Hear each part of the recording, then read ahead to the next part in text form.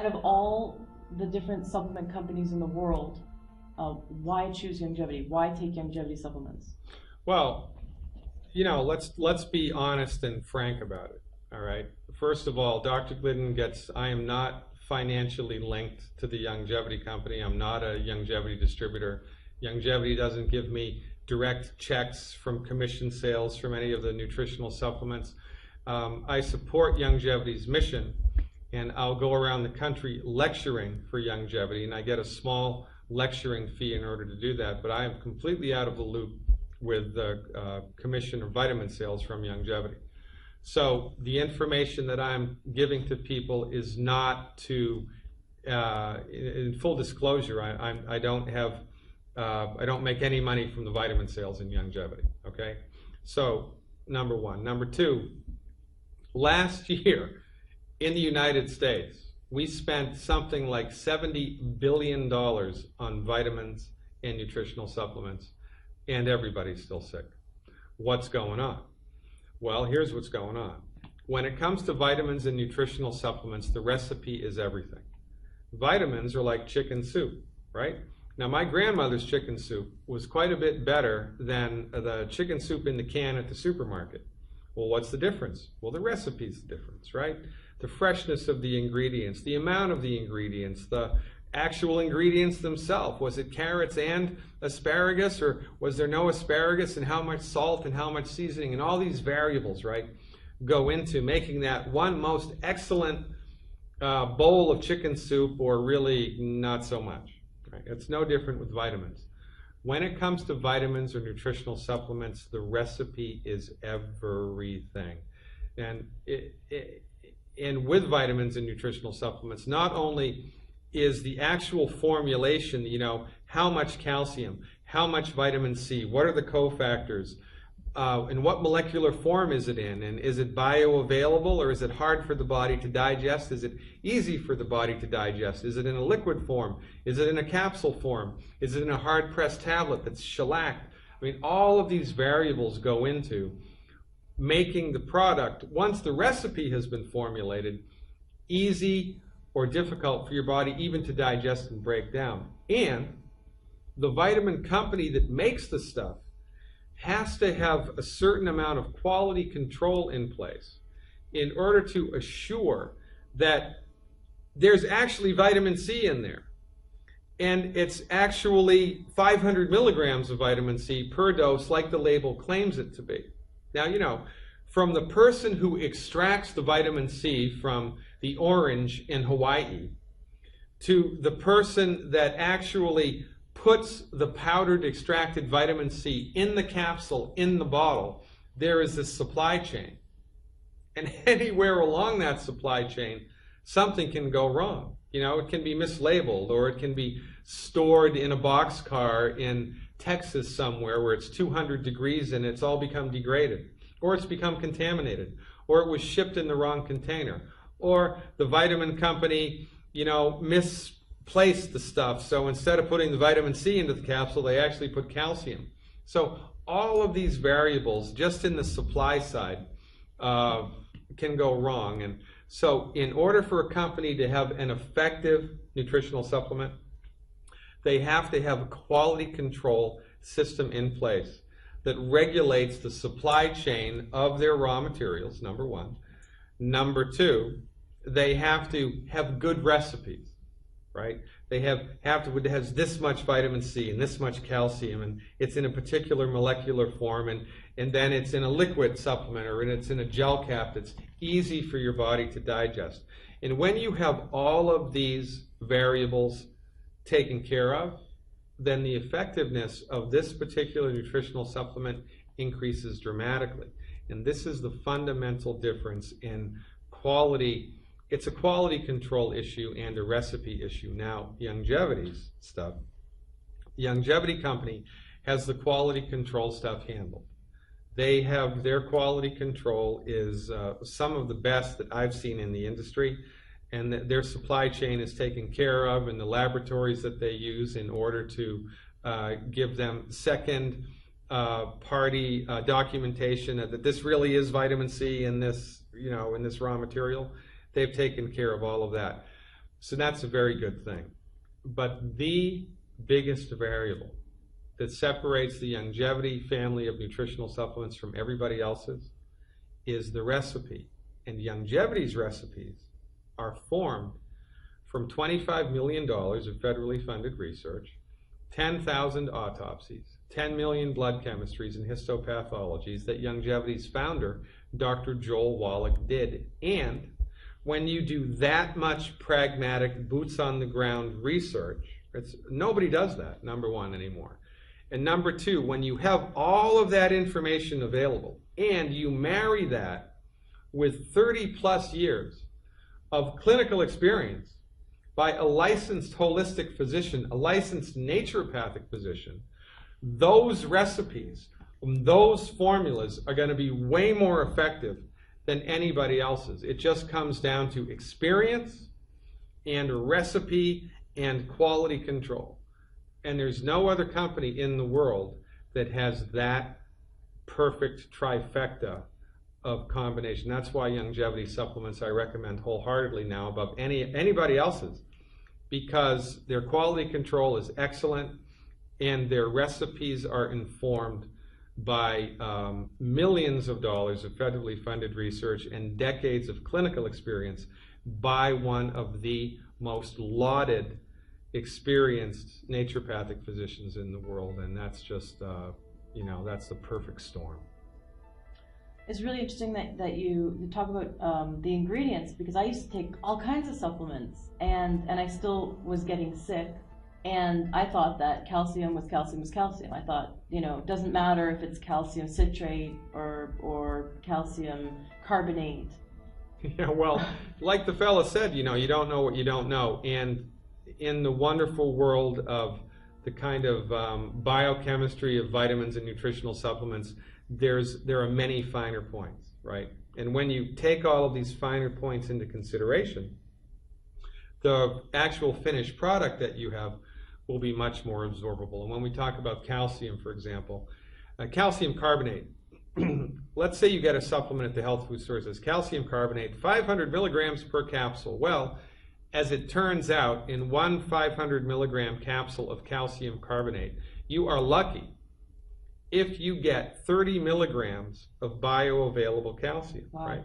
So in order to meet the RDA, which is 1,200 milligrams of calcium, with that particular supplement, you would need to swallow 40 capsules a day. Now, most people think they only need 3 because it says right there 500 milligrams per cap, but actually what you assimilate out of that 500 milligrams because of the recipe is 30 milligrams if you're lucky. And that's, that's a liberal estimate. It's probably more like 10 or 15 or 20. So, however, when you have a knowledge base which informs you about these finer points, and you put them into practice in the generation of your particular recipe, then this calcium supplement is going to be unbelievably absorbable and effective, and this one is just going to be unbelievably poor and ineffective.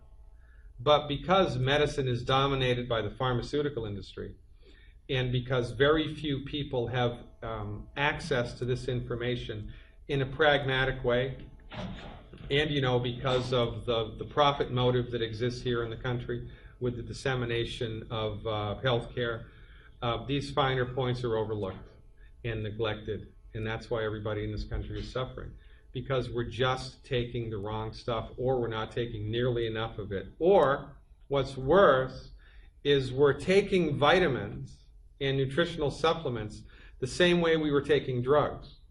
We're taking them delivered in a reductionistic method, right? So, the MD is trained in reductionistic medicine. The naturopath is trained in holistic medicine. And they couldn't be further apart. They're like night and day, positive and negative, left and right. Reductionism argues that the body is a machine. It's like a machine made of parts. And when somebody's sick, that machine has to be taken apart into each piece, and each piece of the body given a medicine. And when you give medicines, you give one medicine at a time. So instead of giving a holistic recipe of all of the nutrients that the human body needs, the reductionistic MD will give lots of calcium, or lots of vitamin C, or lots of vitamin D, or lots of fish oil. I mean, mega doses. I mean, IV drips of the stuff, right? Because they're articulating the delivery of the vitamin through a reductionistic method, and this is why they fail. Because it's not really the medicine or the vitamin, it's how it's delivered. You know, I don't have anything against drugs. I can prescribe drugs, and nothing wrong with drugs. Drugs are like guns. Nothing wrong with guns, it's how they're used. Well, there's nothing wrong with drugs, it's how they're used. How MDs use drugs leads to the leading cause of death in the United States, because they use these medicines inappropriately and ineffectively through their reductionistic lens. And they do the same thing with vitamins. However, when you stop all of that nonsense and actually deliver high quality nutritional supplements with very sophisticated recipes in a holistic manner, your body responds like never before. And this is why, since I've been following Dr. Wallach's method and using the Youngevity family of nutritional supplements with my patients, I don't even know what planet I'm on anymore, because the results that I've seen with Dr. Wallach's therapeutics, Dr. Wallach's recipes, and Dr. Wallach's methods eclipse anything that I had previously seen. Why is this? Because of the recipe, and because of the experience, and because of the sophistication. So this brings me to a really interesting question that I've had several people ask me, and they say, well, you know, I think I'm healthy. I don't think I need to take supplements because I think I'm already healthy. What do you say to that? Well, it's just patently wrong, and that's just, you know, a manifestation or an example of bad education, and, you know, that's the educational system's fault.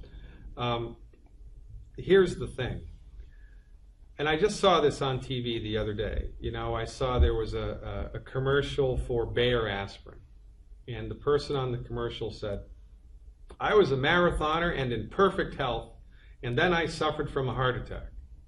And then they went on to say why Bayer aspirin, you know, they don't actually say why they're taking Bayer aspirin, because aspirin is completely ineffective at any type of helping you with any type of cardiovascular health. It's just the wrong way to do it.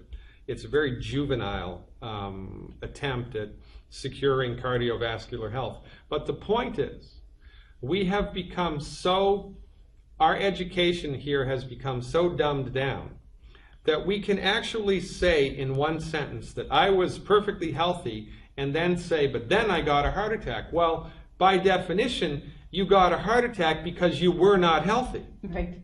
Right? But we have separated these things in our culture. We don't think that arthritis or type 2 diabetes or high blood pressure or a heart attack is the result of poor health. We think it's something that happens to us, you know, because of a bad gene, or because we were exposed to a petrochemical or genetically modified corn. But it's not. If you have a symptom, I don't care what it is. I don't care if it's a skin rash or a funky heartbeat or high blood pressure or joint pain, or if you have a symptom anywhere in your body, it is an indication that your body is not healthy. A healthy system, a healthy biological human body is 100% symptom-free. If you have any symptom whatsoever, by definition, you are not healthy, number one. And number two, in order to maintain the health of the human body, your body needs essential nutrients. And essential nutrients are called essential because your body cannot make them. Essential nutrients must be imported into the body every day. This is one of the reasons why we need to eat food. We need to eat food for calories, for energy to burn, for fat, and for protein. But we also need food in order to secure the 90 essential nutrients. But it is impossible. This is why when you stop eating, you die. Because your body runs out of the essential nutrients that it needs to maintain its health. But it is impossible to secure all of the nutrients that the body needs to stay healthy just from eating from food. You can't do it. So it's just miseducation. You know, there are things that we have gotten so accustomed to that we don't think about them anymore. For instance, in order to survive on planet Earth, we have to build houses, live in them, heat them and cool them, protect ourselves from the elements, right? Even the Native Americans had to live in something, teepees and wigwams. We need to protect ourselves from the elements, number one. Number two, we need to find and purify water. If we do not find and purify water, we're going to die, which is why they're dying from cholera now in Haiti, because there's no more clean water. But we've had clean water here for hundreds of years. We don't even think about it anymore. We just do it automatically. And the third thing that we need to do to survive on planet Earth is we need to develop a waste elimination system, right? And every town in the United States have this. They don't have this in India. They don't have waste elimination systems everywhere in India. It's a big bad deal in some of those towns in India. But in the United States, we don't even think about it because we have sewage treatment plants everywhere. It's just a normal part of life. There's one more thing that we need to do that nobody is doing and nobody is teaching, and this is why everybody gets sick and dies. In addition to living in houses that are heated and cooled, finding and purifying water, and delivering or coming up with a waste elimination system, we need to scour the planet, secure the 90 essential nutrients, put them together in bioavailable recipes, and swallow them every day. If you do not supplement your diet with the essential nutrients that your body needs, it is only a matter of time until your body runs out of something.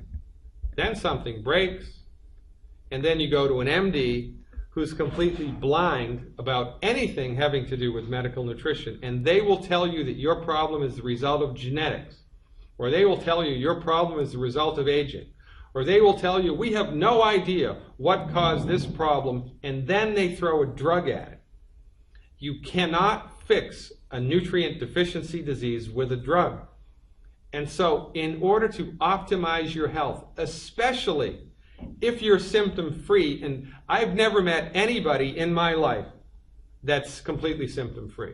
If you have insomnia, you're not symptom-free. If you have a funny skin rash, you're not symptom-free. You have any ache or pain anywhere in your body, you are not symptom-free. If you're overweight, you are not symptom-free. If you have high blood pressure, you are not symptom-free. Whatever it is, anxiety and panic attacks, bad menstrual cramps, funky periods, so you get your period in March, you get 2 periods in March, and then you don't get any in April, and then you get 3 in May, and then you don't get any in June, and then you're okay for July, August, and September. You have an erratic menstrual cycle, you're not healthy. But we haven't been educated about this. We haven't been taught this. We think that illness is something that happens to us instead of something that happens because of us. And there's a giant difference in those two perceptions.